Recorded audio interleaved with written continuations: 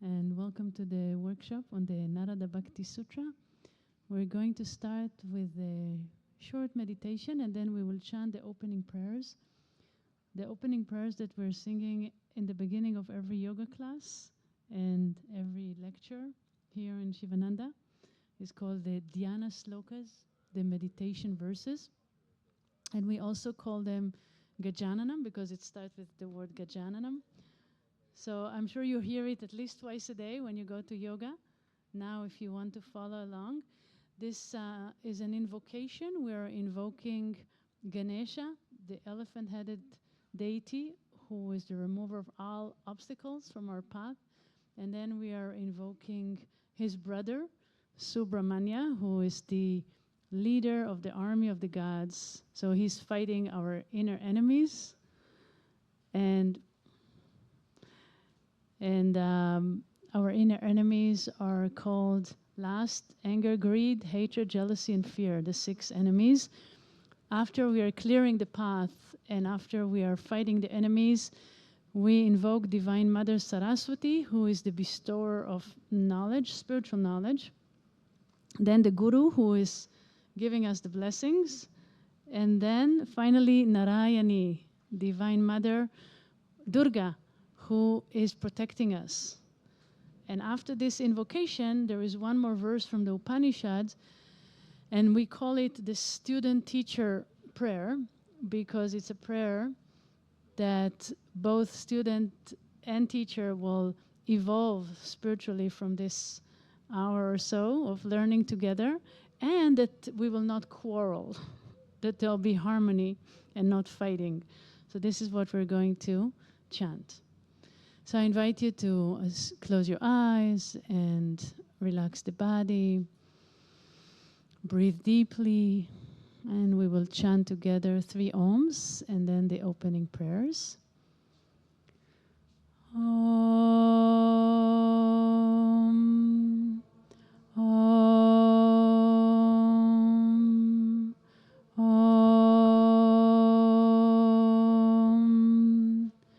Gajananam bhutaganadisevitaham kapita jambu palasara bhakshitam umasutam shokavinashakaranaham namami vigneshvara pada pankajam shadananam kumkumaraktavaranaham mahamatim divyamayuravahanam Rudrasya sunam sura sainyanataham guham sadaham sharanam prapadye ya kundendu tusharahara davalaha ya shubhravastra ya vina varadanda mandita karaha ya sveta padmasana ya brahmachuta shankara prabhritivihir Devai sada pujita samampatu sarasvati bhagavati nishyesha jatyapaha Om Namah Shivaya Gurave Sachitanandamurtaye Nishprapanchaya Shantaya Shri Shivanandaya Te Namaha Shri Vishnudevanandaya Te Namaha Om Sarva Mangala Mangalye Shive Savata Sadike Sharanye Trayambake Gauri Narayani Namostute Narayani Namostute Om Shanti Shanti Shanti Om Peace Peace Peace Om Sahana Vavatu Sahano Bonaktu Sahaviryam Karavavahai Tejasvinavati Tamastu Ma Vidvishavahai Om Shanti Shanti Shanti Om Peace Peace Peace Om Bolo Sadguru Sivananda Maharaja Ki Jai. Om Bolo Swami Vishnu Devananda Maharaja Ki Jai. Om Namah Shivaya. Good afternoon, and welcome to the workshop. Happy Hanukkah, Merry Christmas. So this workshop is on Bhakti. Bhakti means devotion, the path of divine love. And I thought before we start to talk about the philosophy of devotion, maybe we practice a little bit. So one of the main practices in the path of devotion is chanting or Kirtan. So let's do one Kirtan before we start.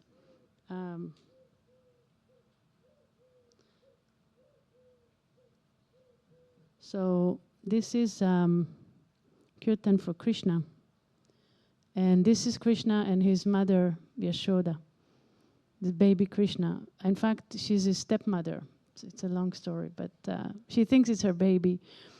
And she's a princess, actually. Her husband, Nanda, is the chief of the village it's a village of cowmaids and cowboys, and they're raising the cows, and they're living a nice life in Vrindavan. So, you know, it's Christmas Day, and yesterday we celebrated the birth of baby Jesus and his mother Mary, and there are many similarities between Mother Yashoda and her deep love to baby Krishna. Krishna is God, but he's born like a sweet baby, but very naughty, very mischievous. There are many, I'll tell you some stories. But Krishna literally means from the root Krish, which means the all attractor, the one that nobody can resist, the attraction. Everybody is so much in love with Krishna.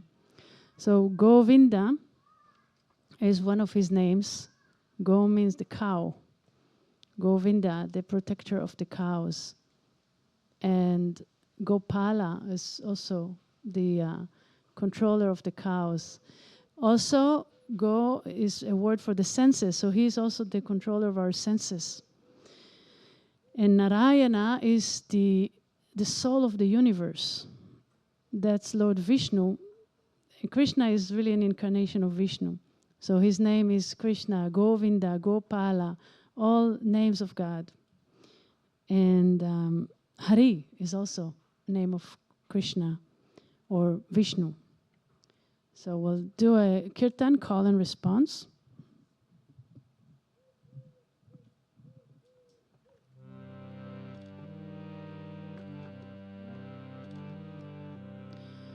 Govinda Narayana, Gopala Narayana. Your turn.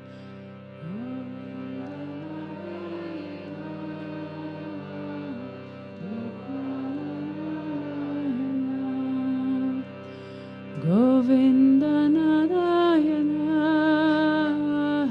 Gopala Narayana.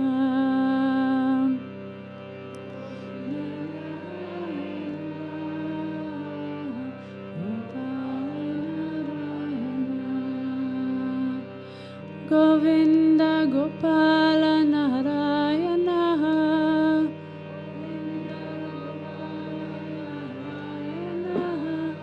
Govinda Gopala Narayana.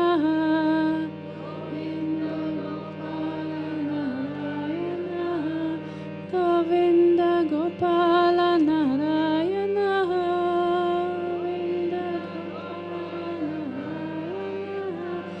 Govinda Gopala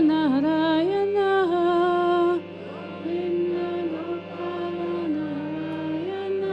Hari Govinda Gopala Narayana. Govinda Gopala Narayana. Hari Govinda Gopala Narayana. Hari Govinda Gopala Narayana. Govinda Narayana. Gopala Narayana. Govinda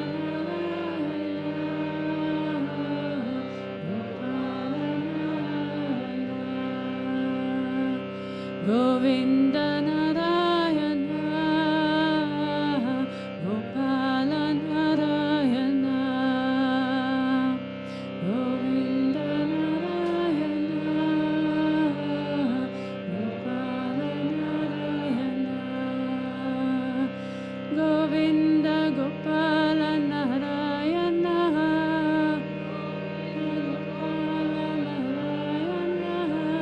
Govinda Gopala Narayana,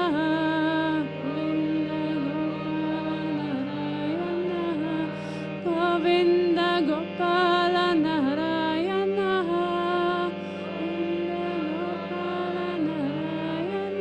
Hari Govinda Gopala Narayana, Govinda Gopala Narayana, Hari Govinda Gopala Narayana, Hari Govinda Gopala Narayana, Hari Govinda Gopala Narayana, Govinda Gopala Narayana, Hari Govinda Gopala Narayana,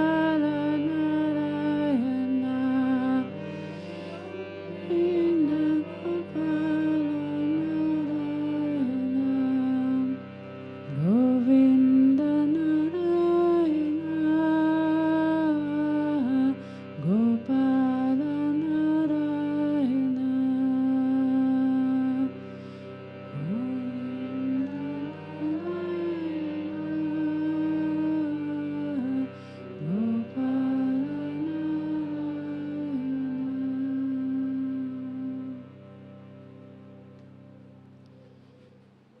Close your eyes for just a moment. Meditate on the vibrations of the sacred sound.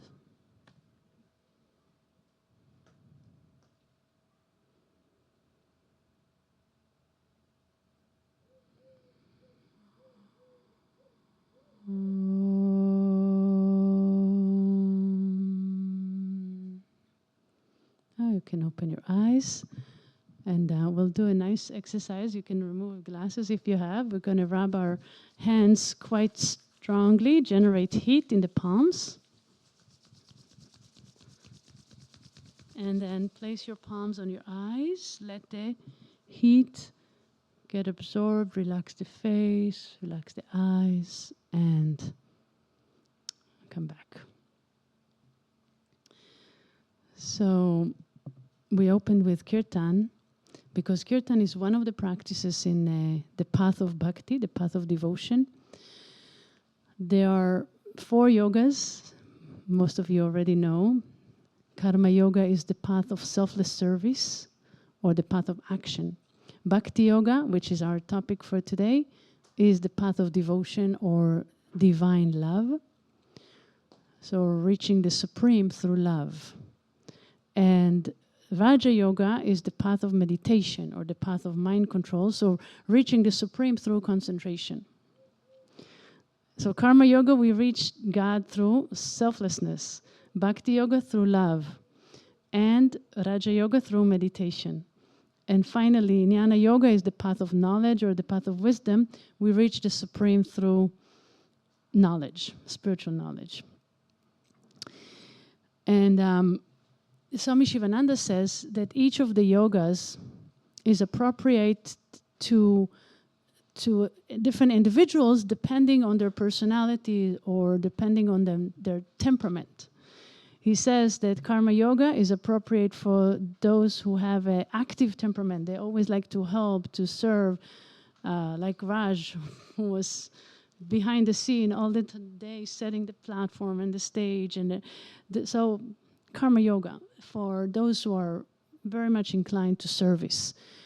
Then Bhakti Yoga for those who are very emotional or devotional in nature. So they live in the feelings, in the heart. And then for them, Bhakti Yoga is the appropriate path. Vajra Yoga, he says, is for those who are scientific or mystical by nature. Because Vajra Yoga deals with the mind. The mind is a very mystical thing, because it's very subtle. It's not a physical thing. So those who are mystical are drawn to the realm of the thoughts and all this psychic world.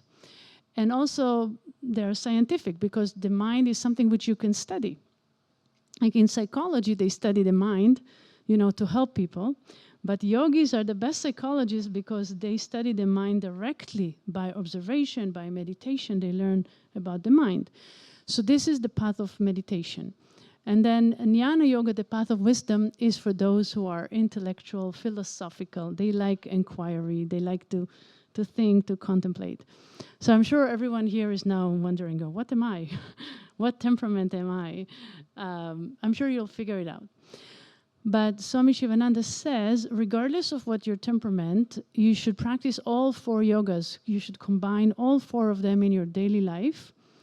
Design a daily routine that will combine all of them. Yeah, do a little bit of devotional practices like singing, do a little bit of selfless service, volunteering, do some meditation and of course yoga and pranayama, and of course study the scriptures every day. So a little bit of everything. This is called the yoga of synthesis, which was designed by Swami Sivananda. He did not invent it. In fact, already in the Bhagavad Gita, Lord Krishna gave to humanity this yoga of synthesis, also known as integral yoga, which is the yoga we practice in this organization. As you can see, we do a little bit of everything. So he also says you should combine all 4 of them and focus on the one that is appropriate depending on your temperament. So for some people, Bhakti Yoga is the main path. But he also says, regardless of what's your main path, everyone should understand Bhakti, because without devotion, you cannot even succeed in meditation. Without devotion, you cannot succeed in your study of philosophy. The devotion is essential for everything you do. And the other thing he says about devotion is that in this day and age, this cosmic era is called the Kali Yuga, the Iron Age, where spirituality is the lowest. In previous, like millions of years ago, things were much better. But Kali Yuga is the lowest. So he says, unfortunately, in this Kali Yuga, people don't even have the willpower to do proper karma yoga. They don't have the body strength and flexibility to properly follow the path of Hatha Yoga. They don't have the intellectual level to properly follow Jnana Yoga, the yoga of knowledge. But devotion is the yoga for this day and age. Especially Kirtan, singing, and japa, repetition of mantra. These 2. He says, these 2 practices are the most appropriate for the Kali Yuga. So, so that's why Swami Sivananda, who is our Param Guru, our lineage holder, even though he was a master of all yogas, and he himself was a medical doctor, and he himself wrote many books about Upanishads, Vedanta, Bhagavad Gita, but of course he was a master of meditation also. But what he took as his own life mission was to go all over India and the area and to spread bhakti, and especially kirtan. He was like a kirtanwala in many ways. Nowadays we have Krishna Das and all these big names, but Swami Sivananda, a great saint, was going all over India and doing kirtan gatherings. So he wrote a book. I mean, he didn't write the book. Narada wrote the Bhakti Sutras, but he wrote the commentary. And this is what we're going to studying today and in the coming days during the symposium. Almost every day. Tomorrow we will not have a workshop on the Narada Bhakti Sutra, but the following days. So this is Swami Sivananda's commentary. I think it's in the boutique also. And this is another beautiful commentary by Swami Prabhavananda from the Ramakrishna Mission. Also very, very beautiful. It's called Narada's Way of Divine Love. I think also we have it in the boutique. So I want to switch to the Narada Bhakti Sutra.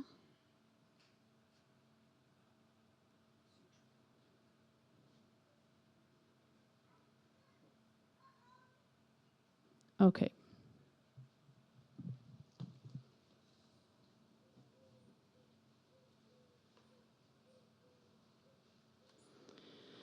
So Swami Sivananda, in his introduction, he's telling us a little bit about this text. He says it's highly recommended for people who want to follow the path of devotion because it's a short text. And sutra, in general, the sutra literature is very interesting. Some of you heard about the Yoga Sutra of Patanjali. This is the philosophical text of yoga, of the path of meditation, Raja Yoga. And Narada Bhakti Sutra is the scripture that tell about bhakti. We have other sutra literature like the Brahma Sutra by Vyasa Maharishi, the great saint, and this is to follow the path of knowledge. Brahma Sutra is the sutras of Brahman, the supreme being, the ultimate reality.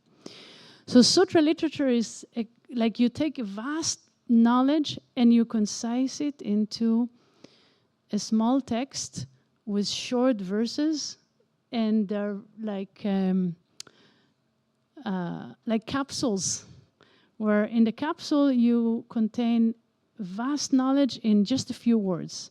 This is the beauty of the sutra literature. So, who is Narada? Who is our author? Is such a mysterious being. You're most welcome. We have more chairs here in the front, and you feel free to sit. Narada is called a Deva Rishi. Rishi is a seer, is a sage, and Deva is celestial, divine sage. So he's called a Chiranjeevi. Chiranjeevi means someone who never died. Always young, always alive, immortal being, like Elijah the prophet. Someone who is appearing every once in a while in people's lives and over millennial, over ages. He never dies. So this is Narada. And he has this string instrument called veena. It's an ancient classical Indian instrument where he's playing the veena and he's spreading bhakti, devotion. He's always appearing in the right place in the right time and teaching people about the path of devotion and singing the names of God. Radiating love and peace. So that's his mission. Swami Sivananda says, glory to Devarishi Narada. Now, there is an interesting story about the meeting between Narada and Vyasa. So Vyasa Maharishi is the one who compiled the Vedas, the most ancient text of India, including the Upanishads. He also wrote the Mahabharata, the great scripture on the big war Mahabharata. Within the Mahabharata, the Bhagavad Gita is also by Vyasa. All the Puranas, the 18 devotional scriptures, the Srimad Bhagavatam, he also wrote the Brahma Sutra, the main philosophical text on Vedanta. So basically, he wrote all the important Hindu scriptures. In fact, once a year, we celebrate his birthday in July, and his birthday is called Guru Purnima. Guru, the full moon, which is dedicated to the principle of the Guru, the teacher, is the birthday of Vyasa, because who is the Guru? I mean, he gave us all the knowledge. All the most important texts are from Vyasa. So he lived thousands of years ago, and he had an ashram called Badarik Ashram on the banks of the river Ganga. And he's sitting there in his ashram, and the celestial sage Narada is coming to visit him. And Vyasa receives him with great honor. Traditionally, you receive a guest by washing their feet and serving food and water like this. And after all this reception is over, and Narada is looking at Vyasa and he says, Vyasa, what's wrong? You don't look so well. You look like something is bothering you. And Vyasa says to Narada, you're right. I don't know what's wrong, but somehow I'm dissatisfied. I don't feel fulfilled, even though I've done so much for humanity. I compiled the Vedas, including the Upanishads, which gives the highest knowledge. I wrote the Brahma Sutra as commentary on this highest knowledge. I also wrote the Mahabharata and the Bhagavad Gita, and I wrote about Dharma and Vedanta and knowledge, and somehow I don't feel fulfilled. So Narada said, yes, I'll tell you why. That's because you haven't dedicated a text to bhakti, to devotion, to love. And you haven't dedicated a whole book just to talk about God and love of God. That's why you haven't completed your life mission. So I'm telling you, Narada is like the guru. He's telling to Vyasa, now you're going to write such a text, and this is the Srimad Bhagavatam. So Srimad Bhagavatam is, you have to read it. It's such a beautiful text. All the stories about baby Krishna. I mentioned in the beginning he was very naughty and he was doing all kinds of tricks, but everyone was in love with Krishna. And then he was growing up and he was like the lover of all the gopis in the village, and he played the flute. And I mean, the Srimad Bhagavatam is just very, very beautiful, but it's a huge text. So Narada is telling Vyasa, and since I'm here, I'm going to give this entire vast knowledge of bhakti on the spot, in just a few verses, and that's the Bhakti Sutra, the Narada Bhakti Sutra. So now you understand how it happened. But as they were discussing, Narada said to Vyasa, oh, Vyasa, by the way, have I told you about my past life? And Vyasa said, what do you mean past life? You're a Chiranjeevi, you never died. You're a celestial sage. You don't have past life. And Narada said, no, I do. In the previous cosmic cycle, I was actually you can see, a small boy in a village. And my mother was a servant in that village. So I wasn't born into a high caste, like a Brahmin, or I was born to a simple caste, and I didn't even know my father, and my mother was serving in this village.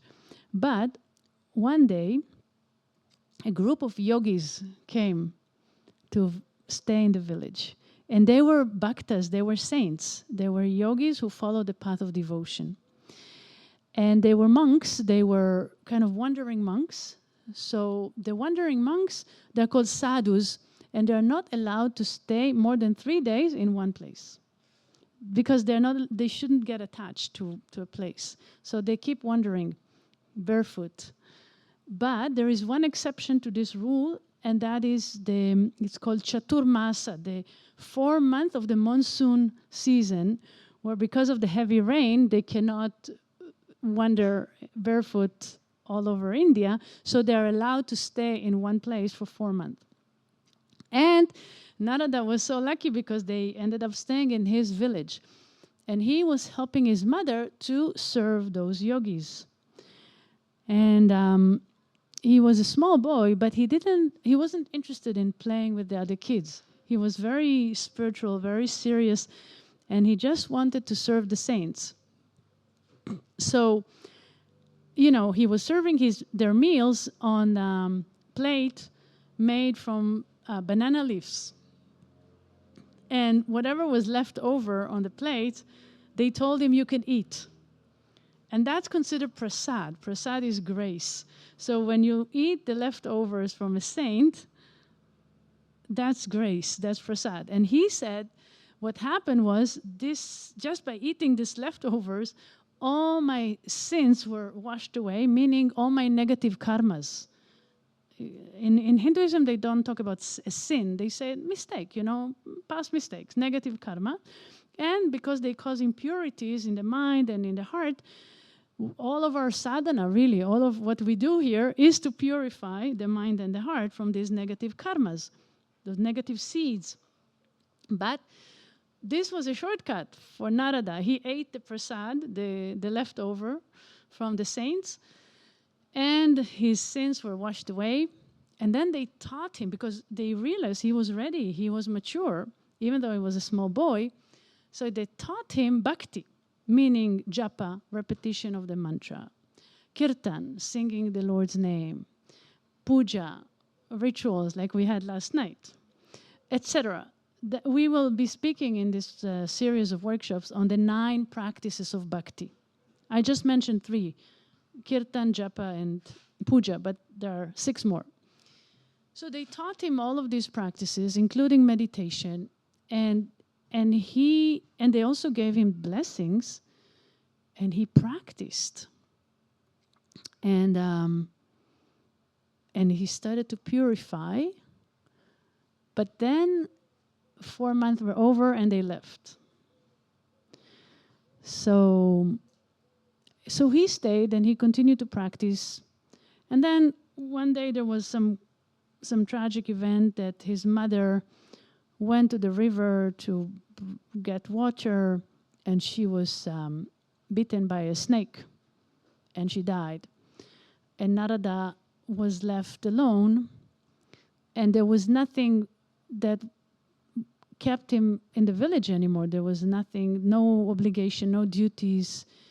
So he left, and he became a wandering sadhu. And he continued to practice what the yogis taught him, to meditate, to chant, to do kirtan, to sing the Lord's name with devotion. And as he was practicing like that, one day he had some kind of an ecstatic experience where he felt the union with God, and he heard a voice. First he had a vision of God. He had the feeling of union with God, and it was so blissful and so ecstatic, but it was temporary, and then he lost it. So when he lost it, he was devastated because it was so nice, and then it was over.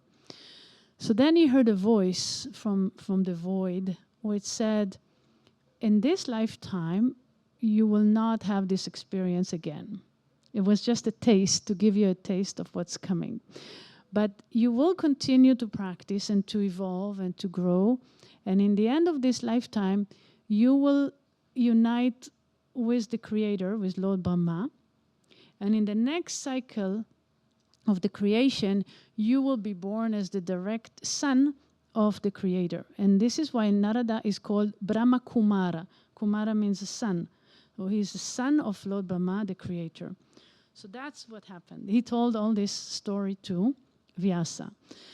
And indeed, that's what happened. He united with Brahma, and in the next cosmic cycle, he was born as Brahma Kumara, the mental son of the Creator. And since then, he is a celestial sage, and he has a mission to teach devotion to anyone who is willing to listen to him. So what do we learn from this story? Few lessons. One is that bhakti, the path of devotion, is open to everyone. All genders, all castes, all nationalities, all levels of economic status, religion, everyone.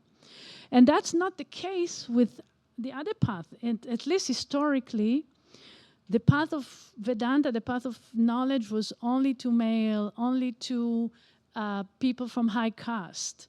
And the path of yoga was only for yogis who are renunciates and living in the cave, in the forest, not to everyone like today.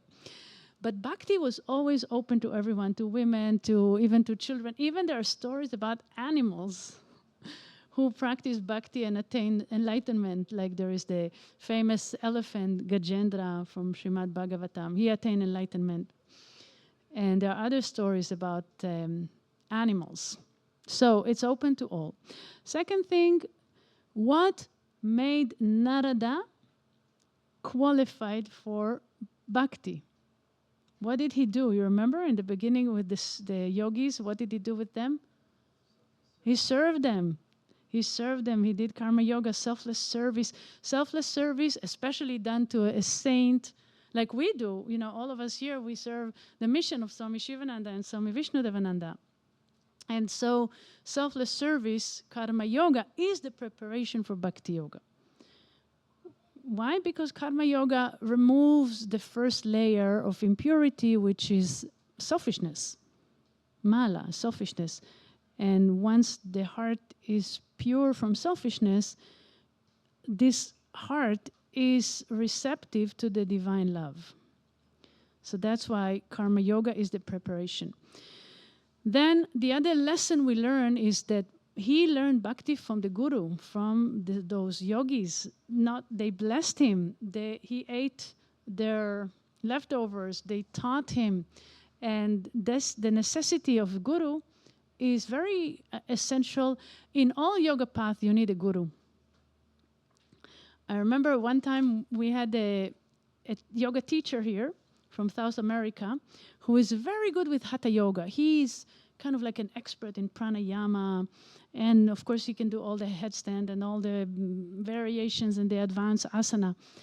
And he was asked, what is the most recommended way to do the pranayama or to do the asana? And people were expecting some concrete answers, like do 20 rounds with this ratio, etc. But he said, whatever the guru tells you, that's the best way for you.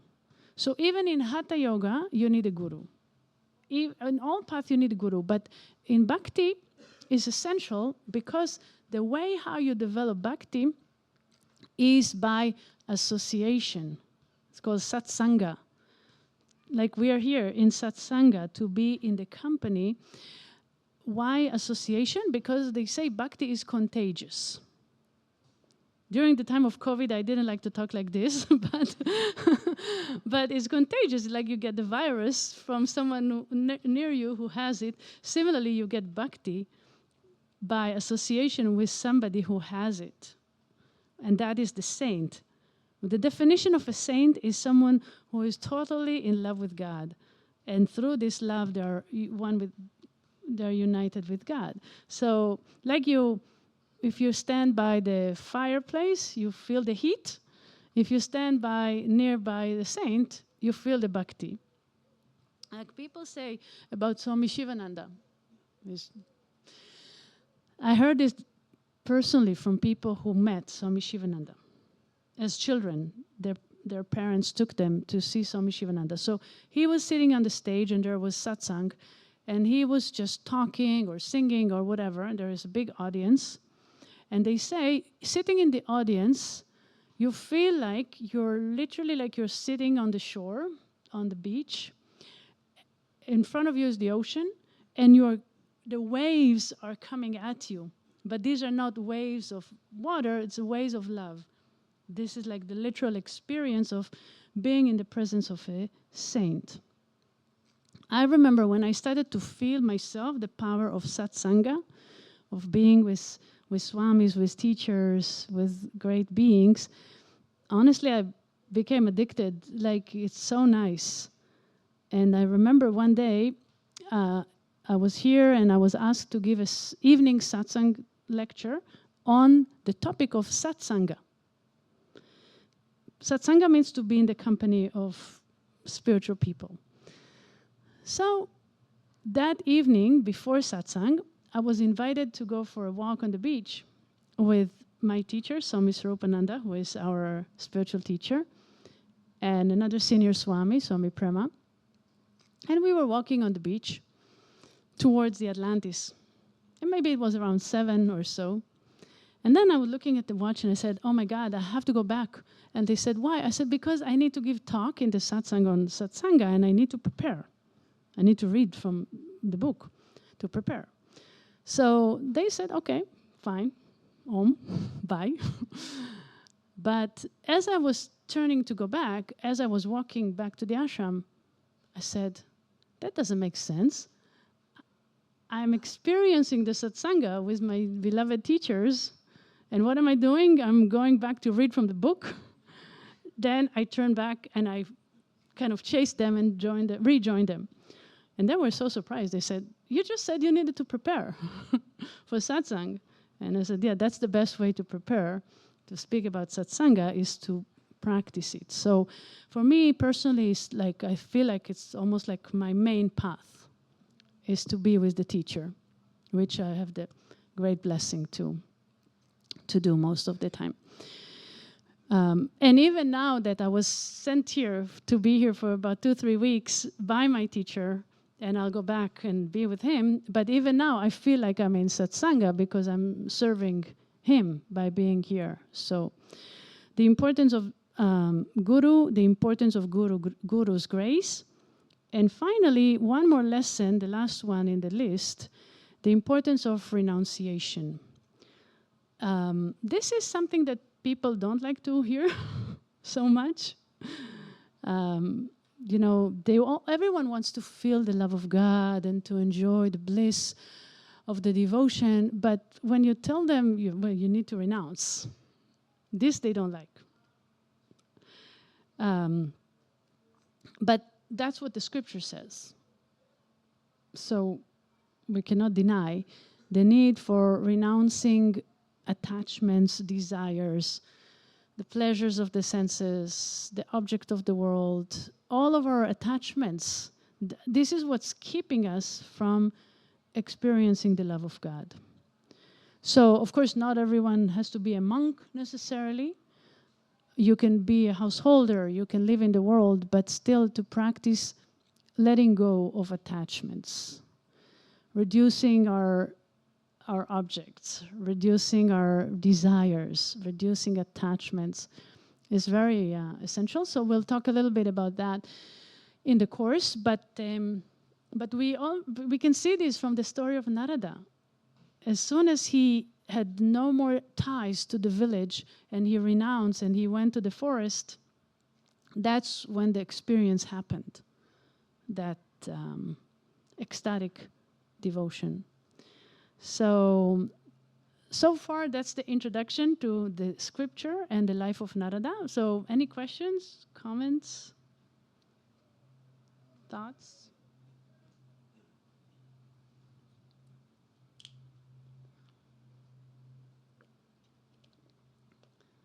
Yes?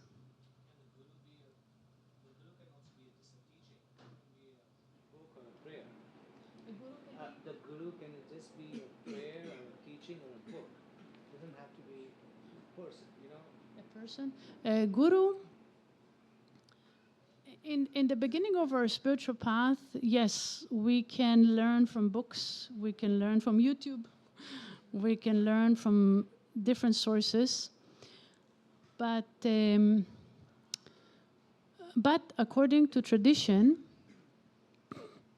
we need a guru, preferably at some point we all need to meet our real guru, who needs to be like a living person. And there are lots of explanations about why it's needed. Like we said, you know, it's contagious, the bhakti. And in the path of knowledge is very essential because the Upanishads, the scriptures, really can give you the knowledge, but you need to receive this Upanishadic knowledge from the guru, because it's like to light a candle, you need another lit candle. It's called initiation. So it's something very mystical, very deep, very spiritual, but Swami Sivananda says that eventually we all need to meet our Satguru. And until then, we learn from the Upaguru. Upaguru means a secondary guru, means anyone who is a little bit more advanced on the path that can teach us something, we take, you know, and we follow. As if we come to the conclusion that this person is genuine, is moral and ethical and knowledgeable. So we learn from the Upaguru. But eventually we have to meet the Satguru. Sat means truth. Satguru is a guru who knows the truth. And that is a requirement for the highest attainment, what we call self-realization, enlightenment, liberation, moksha. For this, we need a guru. So these are the two books that I showed you and what we're going to learn. Now, maybe we just cover a few verses from the Narada Bhakti Sutra. So I think what we'll do is the first few verses, they give the gist of the philosophy, and then studying from verse 34 is the actual practice. So we'll skip some of the philosophy and we'll jump to the practice. But before that, Sutra number 1 says, Atato bhaktim vyakya syamaha. So how it's translated to English is now, therefore, we shall expound bhakti. You know, when you read this sutra, you think, okay, it's just, okay, now we will explain bhakti. But there is nothing more, it's just an introduction. But when you go into the commentary, you see that it's pregnant with meaning. And if you want to compare the Yoga Sutra of Patanjali, how it starts, Ata Yoga Anushasanam. Now we will explain yoga. The Brahma Sutra of Vyasa starts Atha Brahma Jignasa. Now we will inquire about the ultimate reality. So all the sutra literature starts like this. Atha. Now we will explain whatever, yoga, bhakti. But Atha, which literally means now, is a very sacred word, actually. They say that the universe was created by the creator, Brahma, uttering Om and then Atha. So these are two sacred words. Om. Some of you attended puja. Sometimes the priest is chanting Om Ata Om Ata Om Ata Om Ata Om. That's because Ata and Om are two sacred words that the whole universe started from these uttering these syllables. And therefore, in the beginning of every learning, every journey, Ata is invoked to bring blessings, auspiciousness. So that's Ata. Another thing about this word Ata, which is very interesting, literally it means now. What happens when you say, okay, da-da-da, something da-da-da, and now we will talk about this. So that the word now indicates that something came prior. Right? Something came, we've finished, been there, done that, and now we move to the next thing. So now indicates that something came prior, so the commentators are saying what came prior. That's the preparation for bhakti. What makes you qualified to even study this text? And that is to purify the heart through selfless service, karma yoga. In fact, Swami Sivananda, he gives a whole list of virtues that we have to cultivate to become qualified for bhakti. I'll mention some of them, but don't be discouraged by the list. He says the aspirant should have faith in the grace of God. He or she must have intense desire to attain God realization. They must have deep faith in the scriptures and in the capacity of the teacher. They must have the capacity to understand. They must be free from disabilities and must have all possible opportunities and favorable circumstances. Then alone he or she is fit to practice bhakti. Then alone he or she will be profited. And he also says, the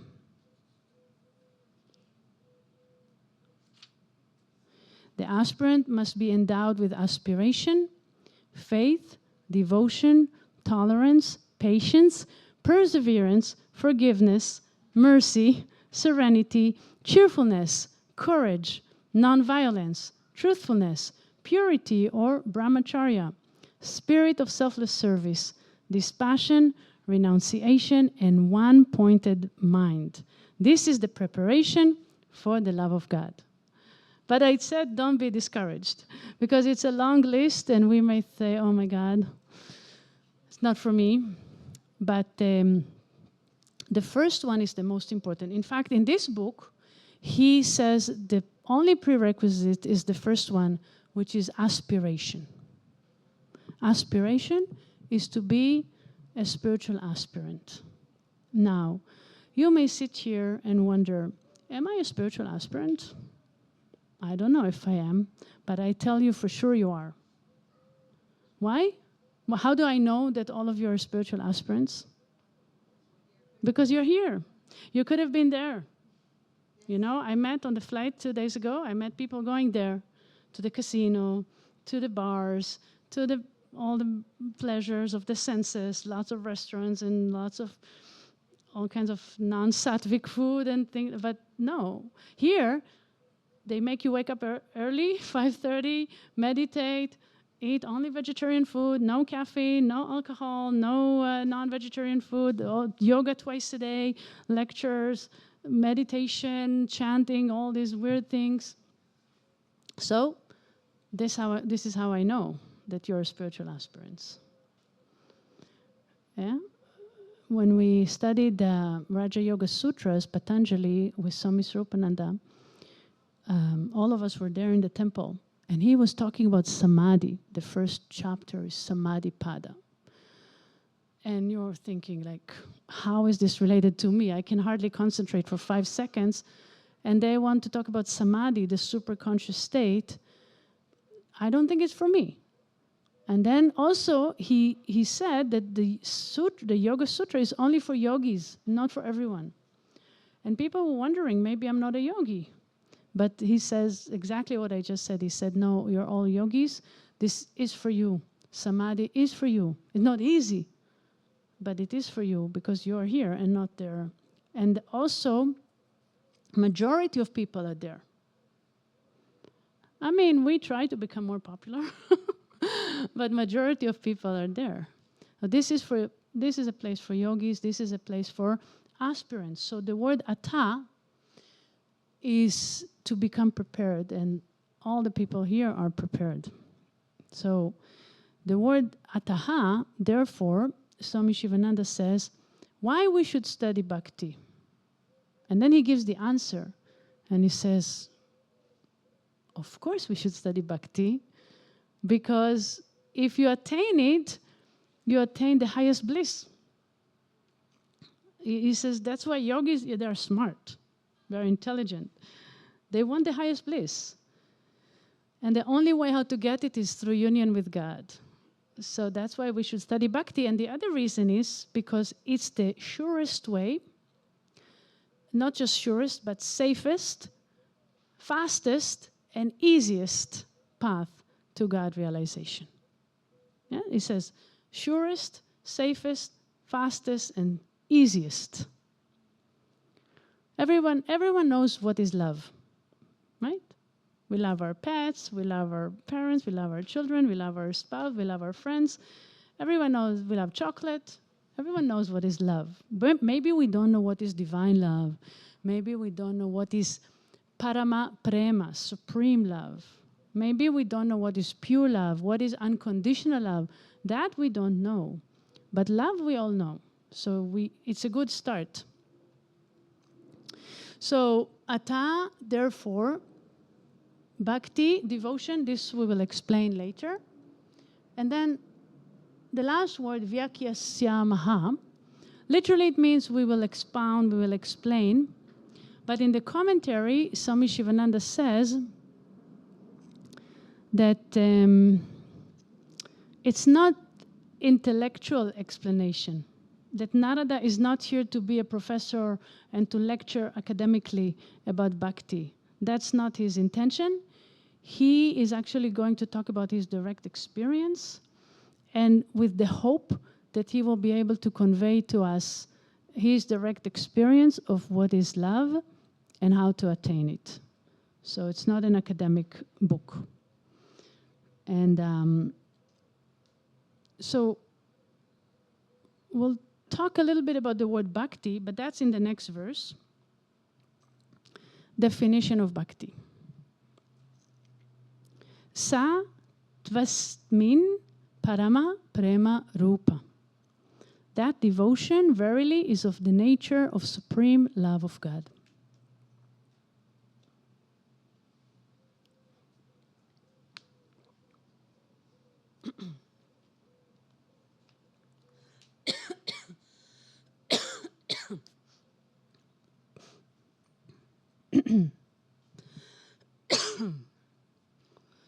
So this definition is of what we call parabhakti, is the highest love. There is another devotion which is called aparabhakti, the lower bhakti. So there is the highest bhakti and the lower bhakti. What you have to understand in simple words is that the lower bhakti, it includes duality. There are two. There is the lover and the beloved. So this is a dual relationship between the lover and the beloved. So if I'm here and God is there, then what do? I pray to God. I sing to God. I worship God. I meditate on God. Right? I am here, God is there. This is called duality. What they say is that the path of bhakti starts with two and ends with one. When it ends, when the path reaches the culmination, I'm no longer separate from God. Right? So I'm not praying to someone who is outside of me, who is other than me. So bhakti starts with two and ends with one. And when it ends with one, there is merging, there is union, there is this oneness is called parabhakti. When you reach this parabhakti, it's also called jnana or knowledge. You know who you are. You know that you are God. In essence. So what they say is kind of interesting. If you can imagine a big circle, and within it there is a small circle. So God is the big circle, and I, the individual soul, or the ego, whatever you want to call this individual, is the small circle. Now we want to reach union of the small with the big. And there are two ways how to do it. One way is called jnana, knowledge. And this is the path of negations or denial. And that is to inquire, who am I? Am I this body? No. The I is not the body. Am I the mind? No. So like this, you negate all your false identification are dropped. And the small circles, because I'm not the body, I'm much bigger than that. I'm not even the mind, I'm much bigger than that. I'm not even the intellect, I'm much bigger than that. And then eventually this process leads to the small circle becoming one with the big circle through the path of negation. It's called neti. No, I'm not this, not this, not this, not this. I am the supreme. But there is another way.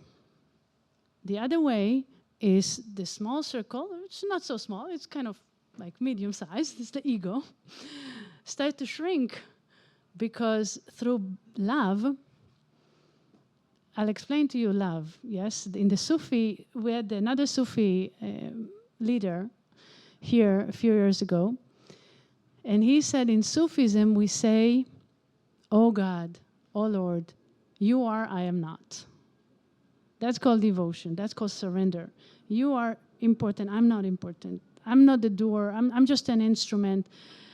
I'm so humble. I am just a servant of God. I'm a devotee.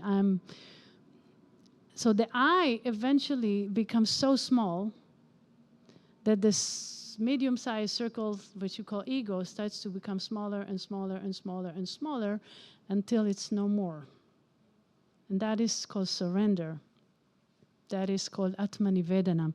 I told you there are 9 practices in Bhakti. That's the number 9. Is the culmination. Is you are no more. Right? I told you the story yesterday about the doll made of salt that was wondering how deep is the ocean, how vast is the ocean, what is this ocean? I want to know. So it jumped into the ocean. Yes? What happened? It's not coming back. But it didn't die. It's just one with the ocean. So this is surrender. So what they say is the path of bhakti is the path of self-surrender. And the path of knowledge is the path of self-denial or self-negation. But it takes you to the same place of union with God, either through love or through knowledge. Actually, on the path of knowledge, they also say it's the path of self-inquiry. Who am I? Who am I? Who am I? And then it takes you to the same place as surrender. So that devotion verily is of the nature of supreme love of God. Parama is supreme. Prema, love, divine love. Rupa is nature. So this highest love is non-dual, is unconditional, is pure, is supreme, is very sweet, and is very blissful. One time we had a satsang of questions and answers with Swami Swarupananda, our teacher, and he was asked how to cultivate unconditional love. And he said, in his answer, he said, first, start with conditional love. Start just with to love anything. Love your pet, love your husband, love your wife, love your friends. Start by conditional love, by limited love, and then gradually grow to make this love selfless, without expectation for anything in return. It's a gradual process. You have to start with small and then through selfless service. The selfless service was defined by Mother Teresa as love in action. Love in action is selfless service. Mother Teresa went to India and she was serving there in the streets of Calcutta, picking up dying children from the street and saving their lives. And when she was asked, how did you do this? 15,000 children she saved, literally with her own hands. And she was not a very strong woman. She was, quite elderly. And she was asked, how did you do that? And she said, one by one. And then she added, and in each one of them, I saw my beloved Lord Jesus Christ. So this is called seeing God. It's called Deva Bhava, seeing God in the people that you serve. And serving from this place of devotion is karma yoga, is love in action. So this is the definition of bhakti in Sutra 2. Now Sutra 3 is basically completing the definition. Both sutras are definition of bhakti. In Sutra 3, it says, Amrita Swarupa Cha. Amrita Swarupa Cha, which means, and it is of the nature of nectar. The word Cha means and. And Amrita, nectar, Swarupa, nature. So when I first read this verse, I thought, oh, well, of course, bhakti is like nectar because it's so sweet, right? We talked about yesterday about the honey. Devotion is so sweet. When you feel devotion, you feel the sweetness. So I thought this is why they call it nectar. But then when I looked at the commentary, I realized the word amrita. It means nectar, but literally it means no death, immortality. Mrita, like, like we chant in the end, Mahamrityunjaya mantra, the great mantra for the conquest of death. So Mrityu is death, or Mrita is death, and A is no. So Amrita means immortality. So Swami Sivananda says, Bhakti, if you have Bhakti, you become immortal. If you have Bhakti, you become immortal. And then he explains, the body will die most likely. As far as we know, up to this day, there is no solution to that. The physical body is mortal, but not you. Not you. You, the soul, is immortal. The soul is pure consciousness.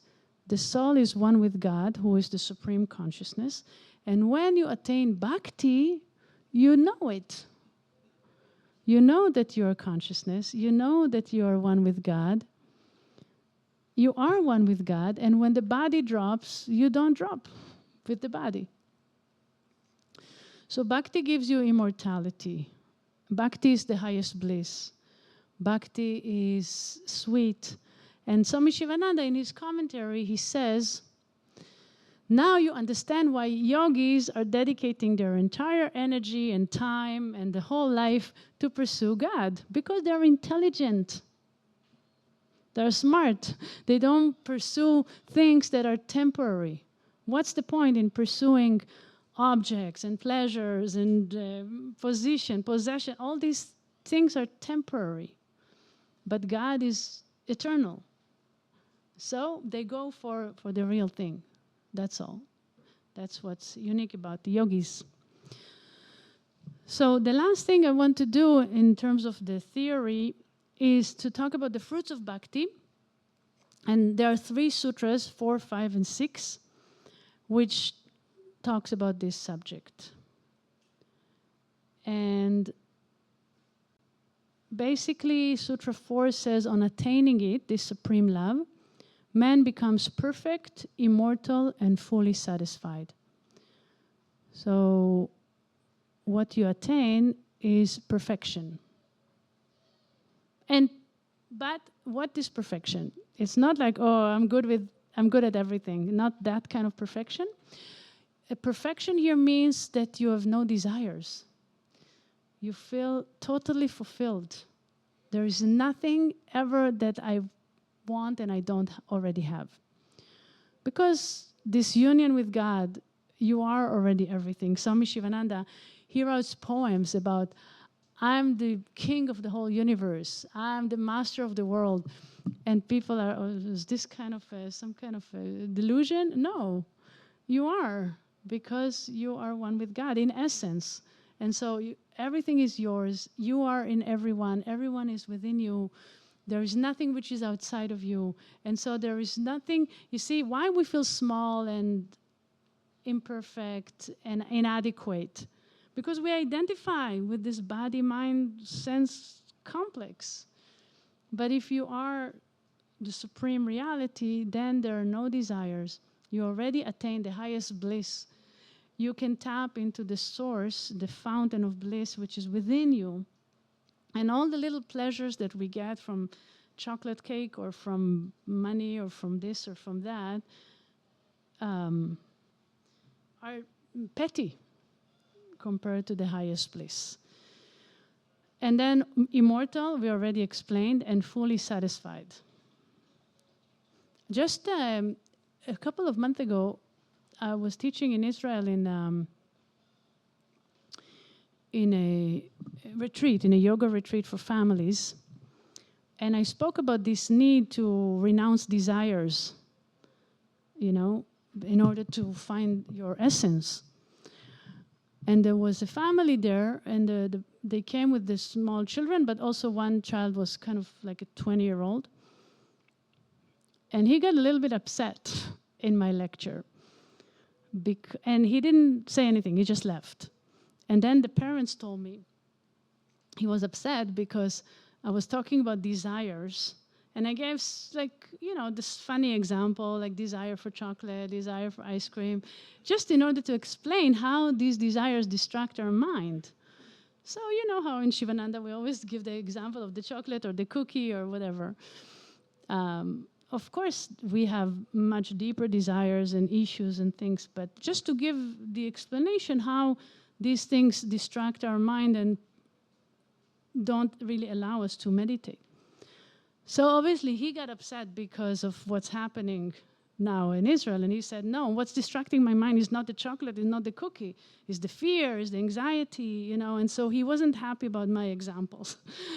And, I took it to heart. I spoke to him after and with the parents, and I said, these are just silly examples, but it's the same idea, is whatever is distracting your mind, we try to control, we try to overcome. And there are different ways how to do it. But the point is, when we attain bhakti, all these distractions are no more.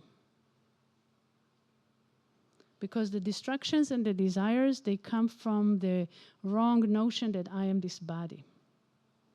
Therefore, there is fear of death, there are all these things. Swami Vishnu Devananda, he told his disciples, one day, in some point in my life, one day, fear of death was no more. Because he knew his essence. So all this good stuff comes from bhakti.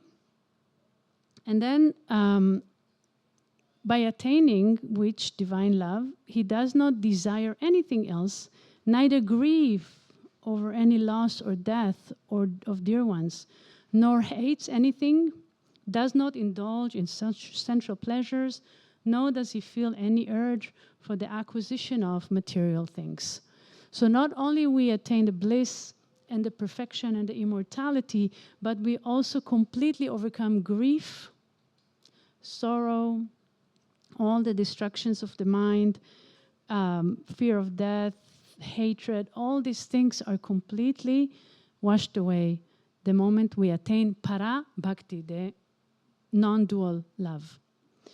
And finally, this is my favorite, Sutra 6, by knowing which man becomes intoxicated or overjoyed, peaceful and completely immersed in the enjoyment of the bliss of the Atman. So, why is my favorite? Because this intoxication, this ecstatic joy, is unique to bhakti. You see, samadhi is a state of highest consciousness, supreme consciousness. But in Raja Yoga, you attain this concentration, and samadhi means deep concentration. And in Vedanta, it means knowledge. But in bhakti, it means ecstatic joy. It's called bhava samadhi, because there is a feeling of great joy which comes from dropping all limitations, all the things that are kind of sitting heavy on my shoulders, all the stress, all the worry. These are all coming from what we call ego. Oh my God, what if I fail? What if they don't like my lecture? What if this is all called ego? But when the ego is no more and you're just one with God, all the worry, all the stress, all the disappointments, everything is dropped, and there is no. My teacher, Swami Srupananda, he says it's like really like a drunk person who doesn't even know if he has his pants on. They are like totally lost in the ecstatic joy. Yeah, he says he doesn't know if his pants are on or off. That's bhakti, yes?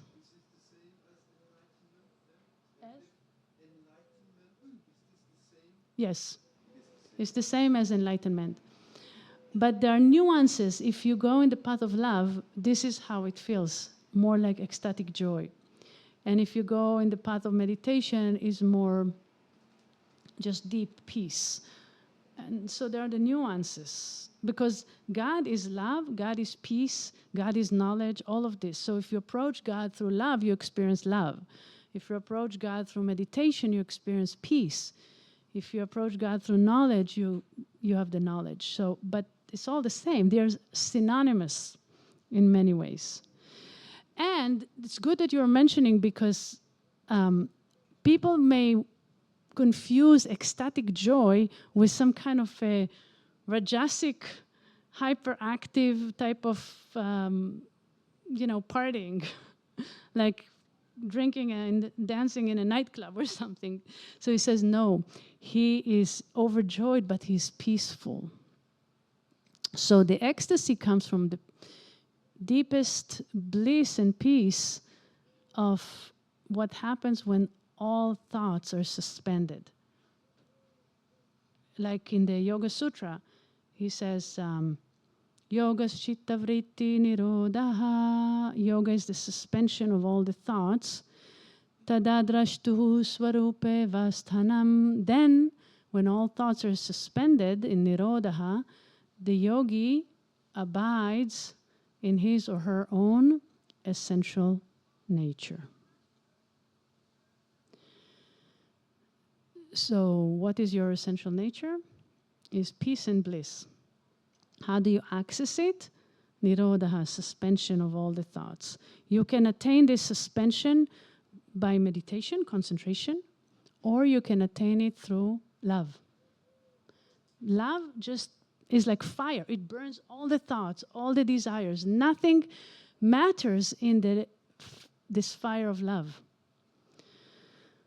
So, in the yoga class, when I teach, I don't get to teach so much yoga now, but when I teach yoga, in the final Shavasana, I like to say, after, relaxing and everything,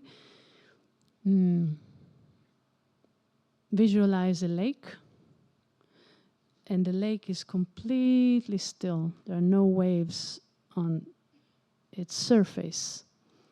And at the bottom of that lake, there is complete silence, absolute stillness. And that is your own true nature. So, dive deep into this silence. Rest your mind there and relax. This is called spiritual relaxation. There is physical relaxation, relaxing the muscles. There is mental relaxation, concentrating on the breath, relaxing the mind. But then there is a spiritual relaxation.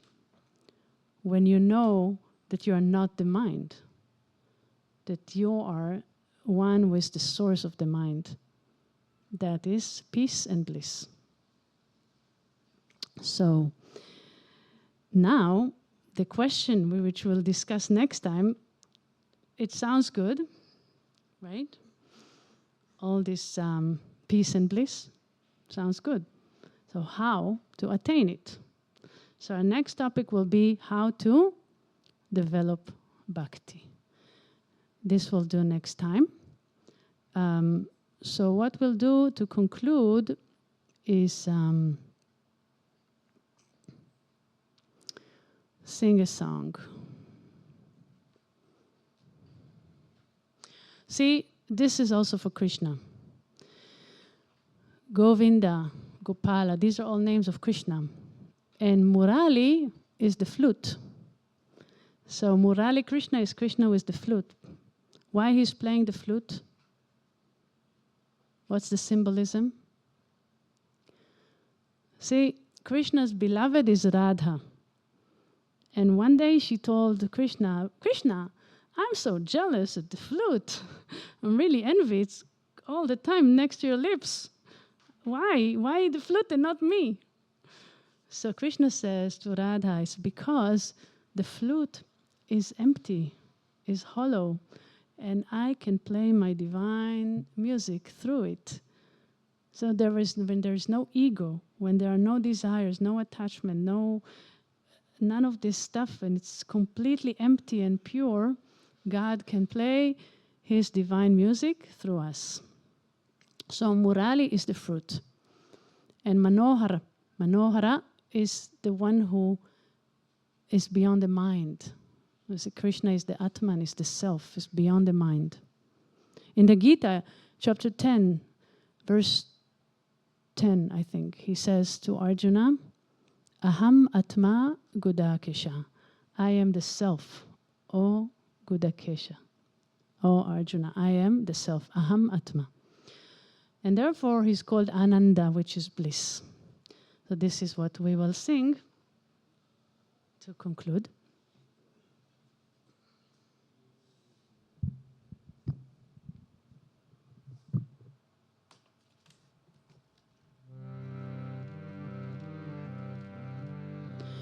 Krishna Govinda Govinda Gopala, Govinda Govinda Gopala, Krishna Govinda Govinda Gopala, Govinda Govinda Gopala, Krishna Govinda Govinda Gopala.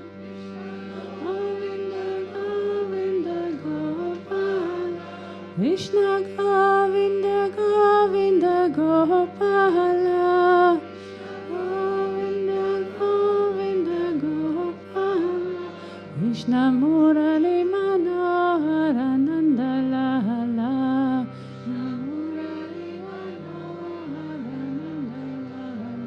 Krishna Murali Manohara Nanda Lala.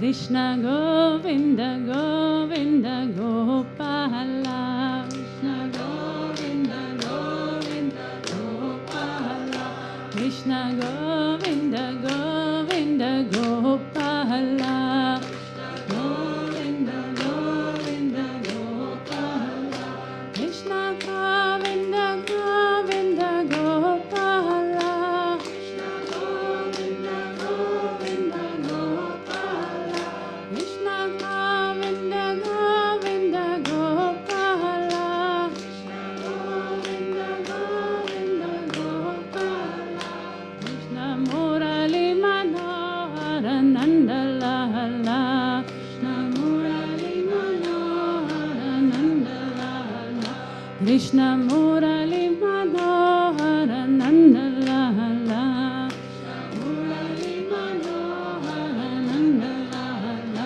Krishna Govinda Govinda Gopala, Govinda Govinda Gopala, Krishna Govinda Govinda Gopala, Govinda Gopala, Krishna Govinda Govinda Gopala, Govinda Govinda Gopala, Krishna Govinda Govinda Gopala, Govinda Govinda Gopala, Krishna Murali Manohara Nanda Lala, Murali Manohara Nanda Lala, Krishna Murali Manohara Nanda Lala, Murali Manohara Nanda Lala, Krishna Govinda Govinda Gopala, Krishna Govinda Govinda Gopala, Krishna Govinda Govinda Gopala, Govinda Govinda Gopala, Krishna Govinda Govinda Gopala, Govinda Govinda Gopala, Krishna Govinda Govinda Gopala, Govinda Govinda Gopala, Krishna Murali Manohara Nanda Lala, Murali Manohara Nanda Lala, Krishna Murali Manohara Nanda Lala, Krishna Murali Manohara Nanda Lala, Krishna Murali Manohara Nanda Lala, Murali Manohara Nanda Lala, Krishna Govinda Govinda Govinda.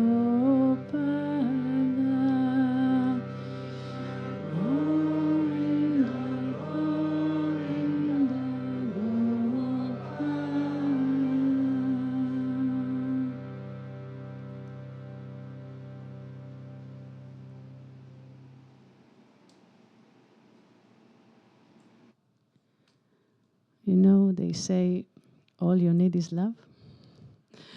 So I was wondering why Swami Vishnu said that in Christmas we should study Narada Bhakti Sutra.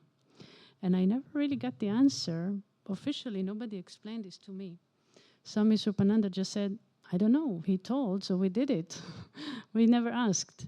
So I had to come up with the answer myself. And I just feel it makes sense, right? Because it's a holiday about love. And this, I feel this energy since I landed here 2 days ago.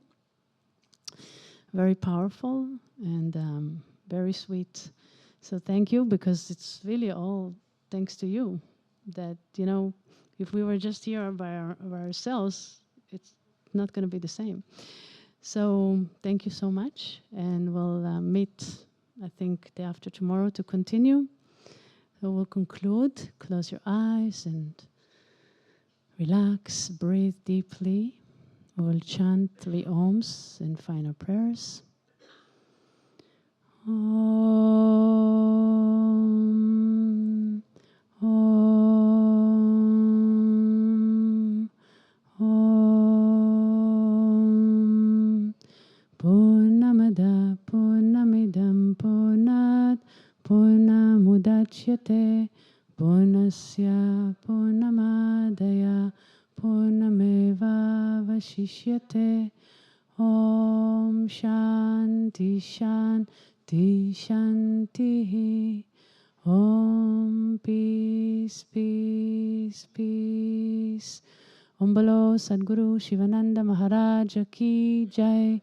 Om Bolo Swami Vishnu Devananda Maharaj Ki Jai. Om Namah Shivaya. Have a good rest of the day. And half an hour, we have another workshop here with Dr. Daniel Matt on the feminine aspect of God in mystical Judaism, Kabbalah. So it's called Shehina. And then this will be from 2 to 3:30 here at 4, the yoga classes in the same locations like in the morning. There is a beach for intermediate, Bay West for also for intermediate, and the Sivananda Hall for beginners. And then 5:50 is dinner. And evening satsang here at 8, we have a concert with Senatam Kaur. Om. Merry Christmas, Happy Hanukkah. And we also light the Hanukkah candle tonight in the satsang. First candle. Om.